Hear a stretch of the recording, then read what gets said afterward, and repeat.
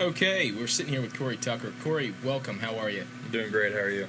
Great, doing fantastic. Thanks for being here. No problem. So, you've had quite the transition from Slippery Rock to now Cleveland Browns offensive lineman. So, growing up playing football, watching guys like Brett Favre, Jerome Bettis. You're from where? And you're from Pittsburgh, aren't I'm you? from South Park, like 20 minutes south of Pittsburgh. So, how far is that from Heinz Field? Uh, about 20, 25 minutes. So, I'm sure you were, a Steelers fan, Oh, yeah. before. I was definitely. Yeah, back in the day, I was a Steelers fan. Yeah. So from Slippery Rock, university football player to, now playing in the NFL, what was going through your head when you got the call from Cleveland saying that they wanted you to play for their team? Yeah, I mean, probably happened, I guess, before that when I went to Green Bay, right after the draft. It was 20, 25 minutes after the final draft pick was selected. So, I was starting to get a little, I wouldn't say down, but, kind of negative. I didn't know if it was actually going to happen, the injuries and stuff during my pro days and stuff. And it was kind of looking bad, but then my agent called me and, told me I was going to get my chance to go to Green Bay and do that stuff. So then that was just it was a good feeling, It was finally like I'm one more step closer to my dream, so. So it's almost as if, you almost psyched yourself out a little bit, beforehand, before getting the call. I mean, I'm sure there was a lot of nerves running through your head and body. I mean, my mind just, since even just being in college, I was just like, even if I don't go to the NFL, I had a great college experience, great college career, and, not everybody makes it that far, and, I was perfectly fine with that, and, I was ready to just do my thing for sport management, start to get a career like that, and then, people told me that I had potential to go to the NFL, and went down training, and then got hurt, and then, so it's been up and down. It was, hey, maybe this could happen, and all of a sudden, maybe it's not going to happen, and then it finally did, and I got the call, and things got just progressively better for me. So the transition, itself, going from being one of the best offensive linemen in the NCAA Division II football league, first team Little America, and a finalist for the Gene Upshaw Division Lineman of the Year award last season. What was it like going to that first practice, training alongside, if you were, guys like John Greco, Alvin Bailey, Cam Irvine? What was that like? That had to have been, walking into the locker room from the get-go, what was the big, deep breath that you had to take when you made those first steps? Yeah, I mean, like we were talking about before, I think, being at Green Bay for that month or two, that really helped me trying to get all that that starstruck atmosphere just out of my system. When I got to Green Bay, it was just completely business. It was, I knew these guys before, but, I couldn't treat them as like stars. They were my coworkers. They were my teammates. And when I got there, it was just going to work. I was just another guy. I was a small guy. I was the little dude. I was just going back to, I just try to keep remembering myself about, being a redshirt freshman when I first got to Slippery Rock. I wasn't the big guy. I was a small fish in a very big pond, and I knew if I just kept working, my butt off to just try to get to where I can be, then things will probably work out for me. But as of right now, there's small steps backwards, and I just have to keep working to get to where I want to be. So we were talking a little bit earlier about RG3, and the first time you sat in the office with him, going over the playbook. What was that like? I mean, a big name football player, Yeah, the face of Subway. What was that like? It was fine. It was just like I said before. Those guys are, those were my teammates, and they just treated me like how I would treat them. We were just normal people, and you can't. When I got there, I couldn't be like that. I had to be like I was just another guy with them, and that's just how it was. Practice day in and out, being at the meetings with each other all the time, and we were literally together pretty much every single time except if we were sleeping. That was just how camp goes. You're just always there with each other.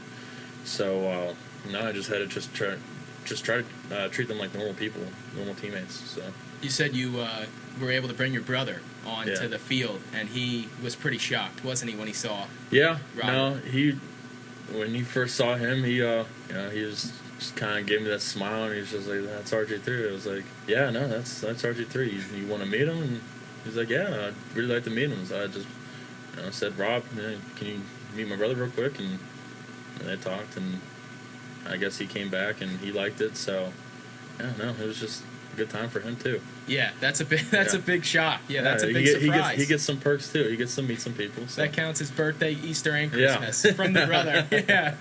So, even going off of that, already, being a great athlete and, graduating Slippery Rock, what was, your parents already are proud of you. Your whole family's already proud of you with all the accomplishments that you have accomplished. What was it like for them knowing that their son is now going to be an NFL football player? My mom, crazy. Was it immediately buying all the Cleveland stuff? No, the NFL shop had a lot for the Tucker family. The first was Green Bay. They, they wanted a lot of Green Bay stuff because, people didn't really understand. My mom thought as soon as I signed with Green Bay that I was there for 3 years, whatever the rookie contract was. And I tried to keep telling her, I could be gone at any given second that they want me to. And she's like, I don't care, I want some merchandise, and I want some of this, and I want some of that. And I was like, all right, Mom. So I came home, that one holiday weekend, and I brought her some stuff, and she really wanted it and stuff like that. And then, it didn't work out. And then, so when I went to Green Bay, I told them, until I make, like, the 53, or if I make practice squad, then, we'll get a hat or two, or, a shirt or two, but, we're not going to get that much stuff. And, they've been really supportive of me, and, they've been really helping me along the way. But at the same time, I kind of asked for my space. Just even like when I was training and before the draft, she was, like I said, they're very supportive, and sometimes they can get a little too supportive, I guess is the word I'm trying to get to. Well, that's impressive in itself. That not that you were doubting yourself, but you knew mentally that there was a chance that you could go to another team, or there was a chance that your football career could be over. Yeah. So going from that, did that sway and obviously it had to, but did that sway how you played the game, how you trained? Was it like a different spark that ignited in your head mentally that made you realize that you're up against some of the best of the best? This is it. When you're doing squats or doing the workout, what was that like when, as opposed to coming from the Slippery Rock atmosphere, which I'm not underplaying at all because I know that those workouts are extremely intense as it is, but then going to the professional level, what changed you mentally to know that you had to now literally give it all that you got? I mean, this is my job now. I play professional football. Talk about not having any job security. Every little thing that you do is being critiqued and analyzed, and from the time you get there, what time you get there, meetings, what you're lifting, what you're eating, everything's judged, and everything's competitive. Lifting, it's competitive. It was competitive in college, I get that, but these people that you're lifting with, you got to be bigger, you got to be stronger, you got to be faster. If you want to make it and you want to get a shot at somewhere, everything that you do is critiqued, like I said. Every time you step on that field, you got to give it your best, because you never know, like I said before, you never know when you're going to be gone, or when that player personnel guy is going to come and grab you and be like, hey, playbook, it's your time to go. And that's what I practiced to make sure that nobody was going to be there to tell me, hey, it's your time to go. At first, it sucks. It's different. Being the 4-year starter, I didn't really have to worry about anything when I was in college. And, now I'm worried about if I'm even going to get any reps during this practice. And then if you don't, all of a sudden you're thinking, well, maybe is it my time to go? And, it's tough. It's tough not having any security at all. And I get that. That's just how it is now. And I've matured enough to know that every single time I get a rep to get on that field, I have to give it my all. You have to give it 100%. And people don't understand. I don't expect people to understand it either, that, being an undrafted free agent guy and being a small-town kid, you're not going to get all the reps in the world at practice. And, I got frustrated at first, and I talked to someone like, the Greco, and I talked to Cam, and, during preseason like that. And, they told me, like, that's just how it is, You're not going to get all the reps in the world, but those reps that you do get, you got to give it 100%. You got to give it your all. And that's what I did. I didn't get down that I didn't get all the reps in the world during practice, and I didn't go and argue with coach saying I should be getting more reps. In my mind, I felt like I should be getting more reps. I was confident in my abilities, but at the same time, it's a business, and I just, when your name gets called, you got to go do your thing. So that's what I just learned to do. So, changing your workout, if you don't mind me asking, what was the workouts like? Going from college and the workout being intense here, which it is, what was the workout and dietitian? I mean, you're a big guy. I Yeah. mean, they can't see right now us talking, but Yeah. you are a big guy. What's your secret? What are you eating? 3 hamburgers a day?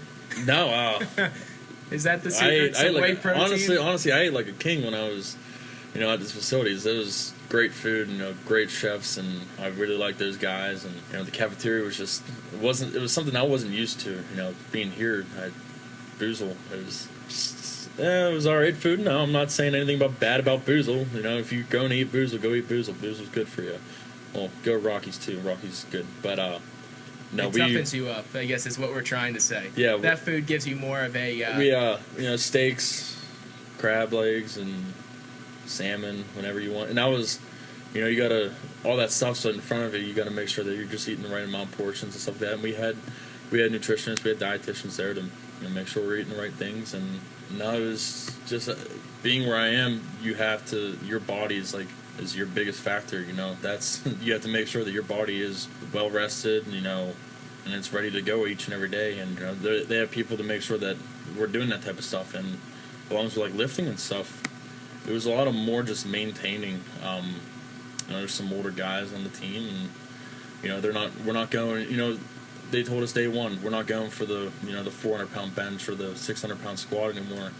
It's more about maintaining your body and making sure you keep that strength, but each and every day that you can go 100%. So hamburgers is out, I guess. Yeah, hamburgers. Wendy's is out. Oh boy. It's sad to say. Can't get that Baconator anymore, but the steaks and stuff are fine too. So I'd imagine. Yeah, I would take a nice T-bone too. Yeah. Now, some of the other players though, was it crazy seeing how tight they are with their diet? I'm sure that you could see one player who's got to put weight on, who's drinking something other than water, and then you go to a guy who's got to make sure he stays lean. And is he eating small portions? I mean, I'm assuming. Yeah, I mean, they make it easy for us, with the protein shakes and stuff like that. There's weight gainer and there's weight maintain, and there's, if you want to lose weight, they have those too. We've all been taught by different people on how to eat, how to maintain a healthy body and stuff like that. And it's just different portions and just making sure you know what you need each and every day to fuel up and be ready to go. Sometimes, I don't need a big plate of food to get me fuel. I'll eat small meals throughout the day, so stuff like that. What's your pump up? What's your pump up? My pump up. I used to play sports in high school, and my one pump up that always got me riled to go was Hell's Bells by AC/DC. Yeah. What's your pump up? Because I know everyone has something that psychs them up. Everybody has a pump up. Eminem was a big pump up for me, especially in Very college good. and stuff like that. I love listening to that. I would listen to that before each and every game. I hit the heavy bag and stuff like that in the weight room before the games. A lot of Eminem, I would say. A lot of Disturbed. Get down with the sickness. Oh yeah. Get down with the sickness. Great song. Yeah, Inside the Fire. Yeah, it's just stuff like that. Anything that just popped up. I had a little I almost used my workout list kind of stuff like that. I would just use those and whatever popped up, and I was like, that's my jam. I'm gonna go with this.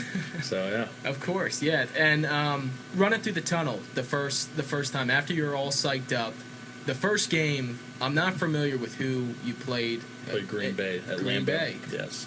Wow. Yeah. That was your first game with Cleveland. Yes. So what was that like? That had to be intense. I didn't know about that. Yeah. You're holding out on me. Yeah. That had to be really intense. Yeah. When I first found out that I was going to Cleveland, I wanted to see the preseason schedule, and that was the first game. I called my agent right back. I was like, guess who we're playing the first game? He's like, who? I was like, Green Bay. He goes, hey, give it your all. I was like, yeah. And it was nice because I knew all that. I knew most, and they brought in some new guys here and there. But it was nice to get back with the guys that I was with for a couple months, and to see them here and there. And the defense, I played that defense before, so as I was playing, I didn't play. I only got a couple drives in that game, but it was nice to see everybody. And Lambeau is an awesome place. It was packed. I believe they sold out for that first preseason game, which made it even better. So. I got to meet some of the guys in the office and just to see everybody again. It was a great experience for me.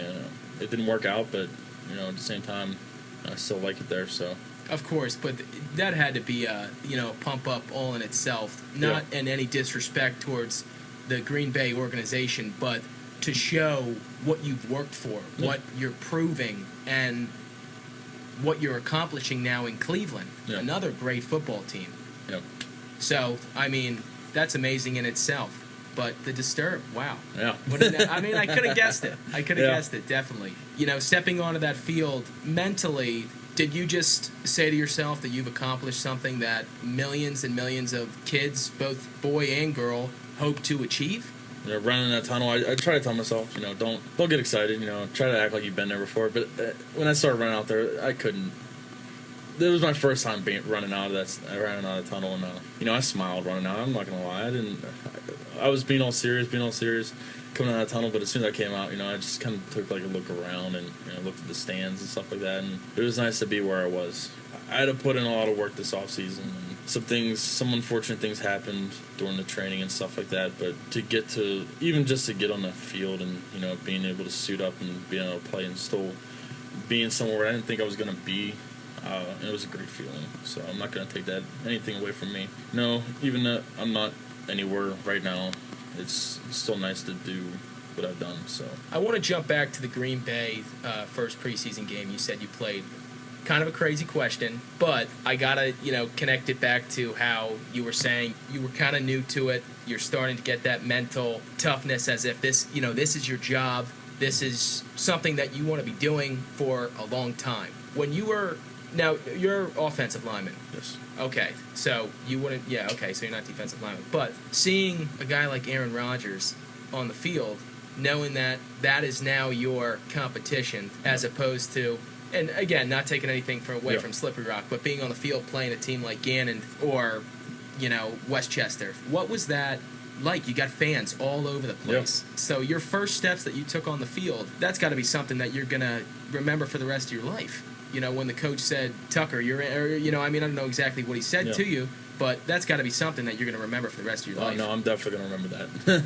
You know, I was wondering, I was just trying to stay loose, and like I said before, you know, you never know when you're going to put in there. You know, there's no designated slot that says, hey, Tucker, you're going out in like this minute. You know, you don't know if you're going to go out. And then all of a sudden he came up to me and told me I was going to go in. And the adrenaline started to go down because it was going near the end of the game. Then it just went right back up as soon as I heard my name. I just tried to start running around and get stretched up and ready to go. But, you know, with regards to Rodgers and talking about him, he was a good guy. And there for 2 months and just listen to him talk and, you know, do the things that he was doing, just some walkthroughs and OTAs and stuff like that. You know, it's very professional. You know, he just has a way about him.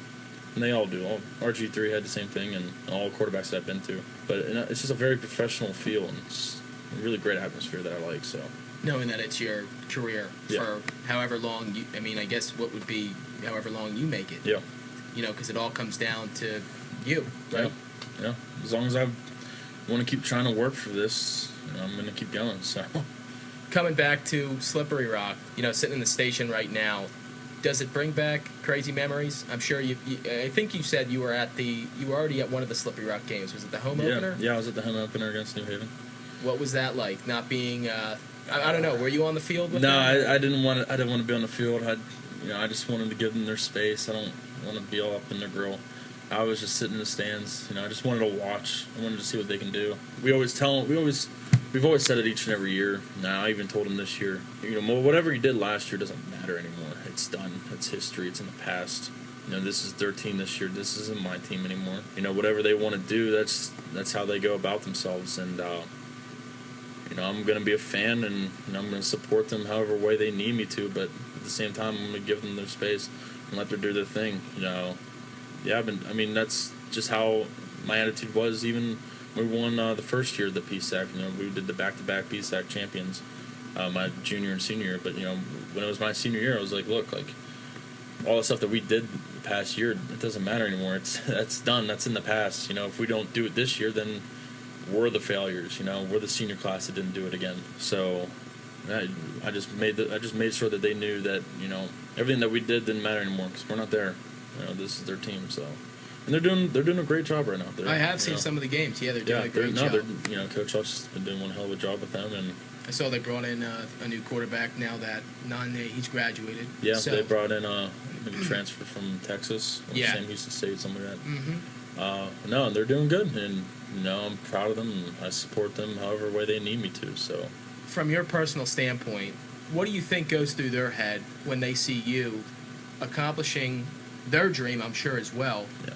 You know, what could you give almost as if it was like a shout out to the team on what they need to do and just work for. What could you say to them in achieving the same goal that you now have achieved? Well, the first thing I tell them is make sure they're getting their education, because I think that's the best thing that I have going for me right now is the NFL is, if it doesn't work out, I have something to fall back on. This isn't just like it's the NFL or nothing. I have great connections that I've made throughout my time being in the major, and I have internship opportunities and stuff like that, and even career opportunities that I can take. And it's a great feeling to have something to fall back on in case this doesn't work out, because it doesn't work out for everybody.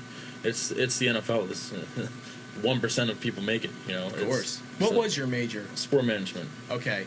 Yeah. So, if this wasn't going to go through, then what did you plan on doing? I'm looking into, operations with the PGA Tour. I've already worked with them 2 summers ago now. Worked with their senior players championships. Behind the scenes, or I as did an operations. analyst, or- I helped set up all the courses.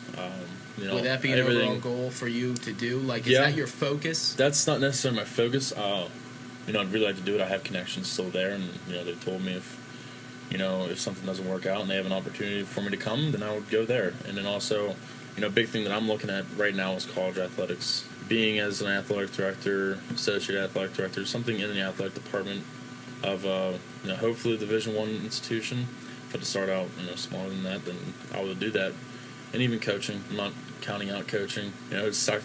I wouldn't necessarily say it sucked to be the coach all of a sudden, like right after when I think that I should be playing still.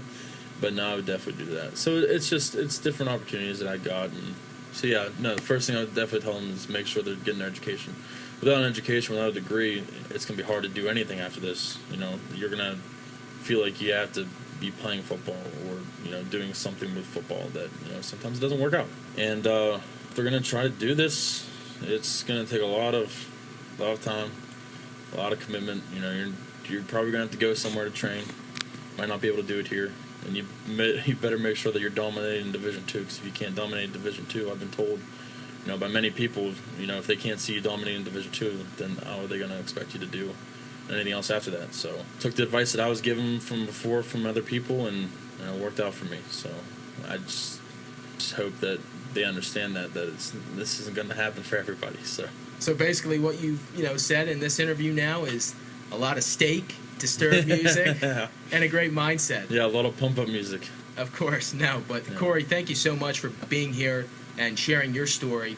I really appreciate it on behalf of WSRU as well, and look forward to watching you on the field and further your succession. No, thank you for bringing me on, and hopefully I can come back with some more stories for you, maybe a little bit better of an experience. So, anything else crazy before we sign off completely? Anything else? Not crazy, like bad, not crazy. Like crazy stories. But something that was a big eye opener for you that you're able to share.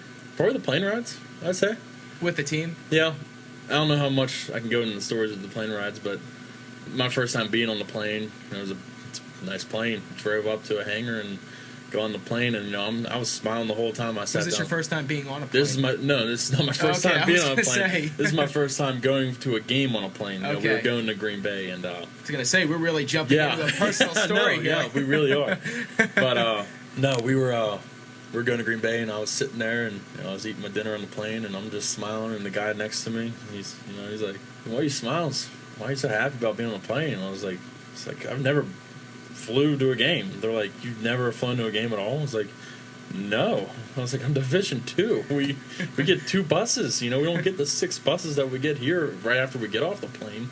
We take a bus to everywhere." And that was one of the craziest probably experiences I got, was being able to fly around all the games and stuff like that. That was really nice. It was just one of those things that I didn't really get to get at Division II, and then once I was able to get that, it was just another professional feeling. So that's amazing. So, as of right now, in your mindset is to just keep going to the wall, 100% each and every time. Yeah.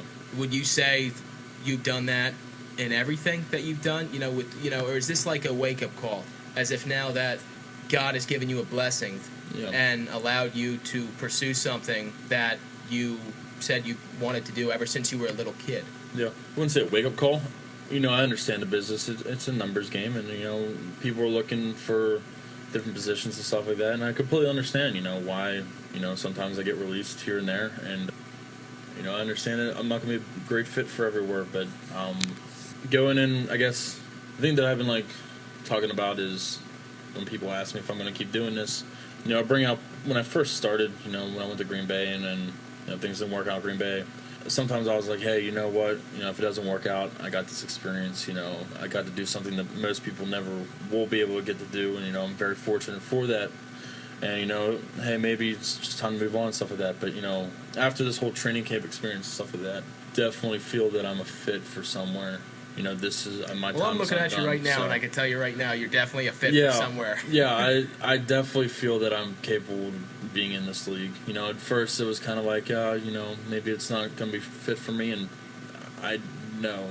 I just needed I needed that transition. I needed, to get ready from Division II to the NFL. It was kind of a drastic change.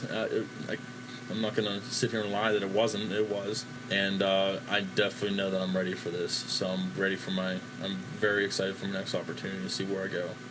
So, and hopefully it comes, if it doesn't come, I'm not going to sit there and, be depressed and sad about it. I'm going to move on and keep doing my thing. But at the same time, I'm really hoping that I get one more shot at this. So, well, I wish you the best of luck. And I really appreciate you being in the studio today, sharing your story and accomplishment. I really appreciate it, and hope that we could do it again soon. Yeah. And is there anything you'd like to say before we sign off? No, just go rock, keep doing your thing. So great. Well, Cory, thank you so much. I look forward to further watching your NFL career. Thank you.